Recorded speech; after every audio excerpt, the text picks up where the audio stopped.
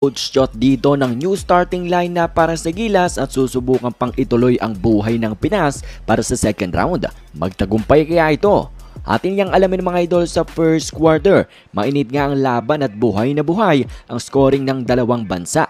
10-8 ang score with Italy leading by 2. Kay JC at Pugoy ang umiskor sa Gilas. Si Meli, Spisi at Tonat naman sa mga Italiano.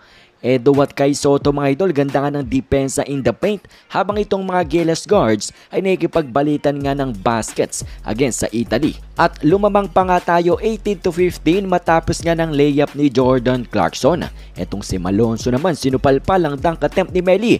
Dito na nga yan sinundan ng 3-pointer ni Renz Abando. At damang-dama agad mga idol ang kanyang presensya sa court. And then si Junmar naka-buzzer beater pa dito para nga magkaroon tayo ng 23-20 lead after first quarter. Sa pag-uumpisa naman